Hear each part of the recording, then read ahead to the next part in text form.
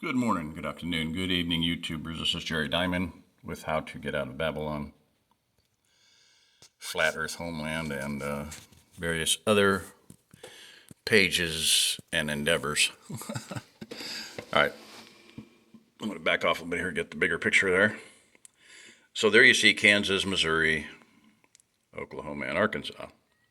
Those are the states that contribute to the formation of the OzArk Plateau. The OzArk Plateau was here before those states were, obviously. The OzArk Plateau was placed here at creation. And I will just open the opening statement here. This is the second video in this series, but I'm going to say the OzArk Plateau was perfectly designed at creation as a gigantic land of Goshen, right dead center in the middle of the United States, the continental United States, as a land of Goshen, as a fortress, as a gigantic castle for this upcoming time.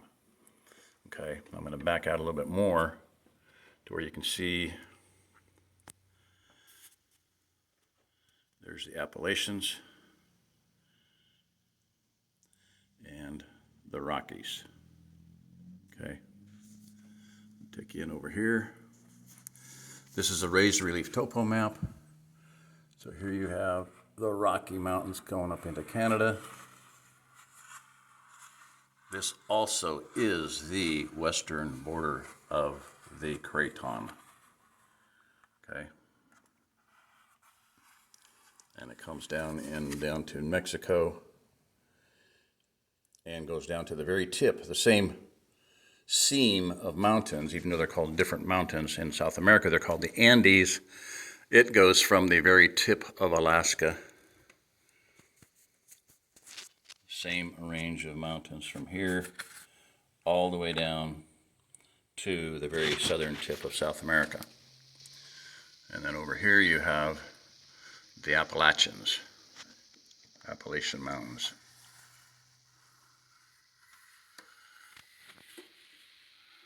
And again, it's a seam. This is a fault line right in the middle. They didn't discover it till fairly recently. It's so narrow, so thin, so deep that they can't even, I couldn't even find a name for it. Okay, so this is a seam of mountains. How did they form? What you see in between them is called the Craton. Sorry. All right. That region in there is the Craton, and that is 120 miles thick.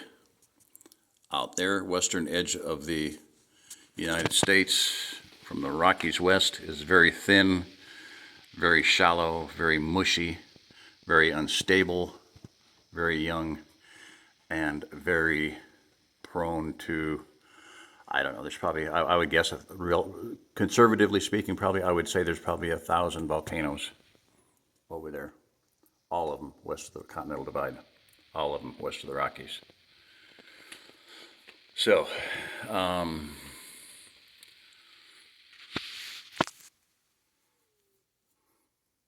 little note that from South Dakota, I'm just going to put my hand over here, South Dakota, Colorado, Kansas, Oklahoma, down into Texas, Nebraska into Texas, was a reservoir of water, an aquifer, the Ogallala Aquifer, which would have covered the United States 3 to 4 feet deep in water.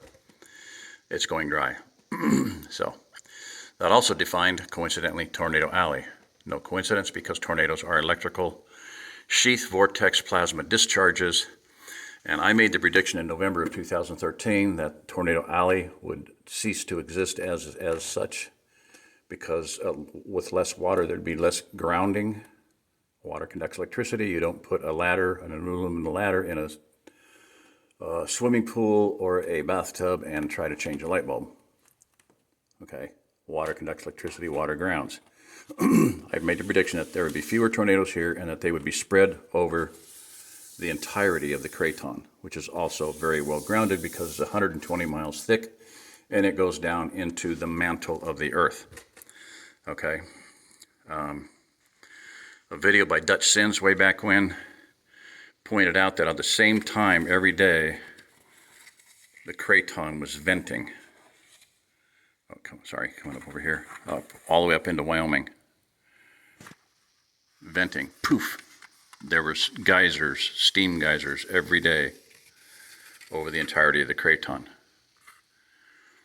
Connect the dots on earthquakes, you have outlined the Craton because they're fracking on it. Fracking on the dotted Craton line. Okay, so that's an overview real quick. The other thing I wanted to point out there's somebody here at Feast who is from North Dakota, and it was pointed out to me by the author of the book Noah's Ark, Discovering the Science Behind Man's Oldest Mystery, that if you draw a line from here through, this is the bottom southeast corner of the OzArk Plateau, this is the northwest corner.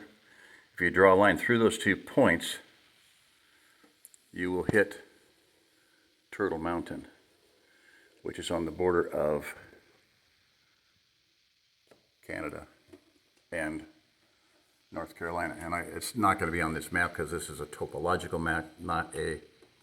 I'm going to guess it's somewhere in between Portal, Estevan, and Fortuna. You can look it up. Possibly Botany. But it's about half on the border, half in and half out of America. Okay. So that was just a, kind of an overview. But again, there's if you look at this, you can almost see this. You have the roundedness of these river valleys of the Neosho and the Verdigris coming down here through the bottom of the OzArk Plateau, hitting the Mississippi. Here's the Mississippi, and then it picks up the Missouri. So just look at that green area there, the lighter green area here. And you can see kind of a circular moat around the OzArk Plateau. A very well-defined border. Lake of the Ozarks, Lake and Osage River are forming an interior border, and then there's an exterior Missouri River border. Mississippi on the east, very wide, very deep. The Arkansas, very deep valley here. This is the only place on the entire earth where a mountain range is to the north and to the south with a very deep and steep valley in between, visible from what would be outer space if there was such a thing. So, visible from Google Earth. Very visible on a globe type of a raised relief topological map like this. Okay. I think you can see that. And again, I can put my finger back here and you're gonna, it's gonna be cut off. I can stick it behind the mountains and you can't see it. Here's Pikes Peak, okay? Quite a bit of my finger is obstructed from view. So very cool maps. The Bighorn Mountains are awesome. There were shoots or flutes, plumes, there you go, plumes coming from there on that shot of Dutch Sins. Okay, so coming back in here, you have all these rivers protecting this region. So, what else do I want to say on that? If you look at Google Earth, this is there's a point here, not really a point, but there's, you can, because of the growth, the crops and production and whatnot, for whatever reason, this shows up as like an almost perfect diamond. This is almost a straight line here, straight line up to here, towards St. Louis, and then over to here, and then back down to here. Very interesting, very impressive. So, people ask, I would ask you, what is the furthest inland seaport in the United States of America, the continental United States? And you would say, I don't know. Well, it's Port of Catoosa, over here by Tulsa. Port of Catoosa, because this is a seaport. Let's take it. Here's Gulf of Mexico. You come up the Mississippi River to the Arkansas River, and over, and then they actually dredged it out and made a canal out of it, part of it, to make it more navigable for larger ships. And over here, Port of Catoosa is the furthest inland seaport of the United States. So, there you go. I'll probably stop here, and then I'm going to do a little bit more on the specific rivers and borders and stuff.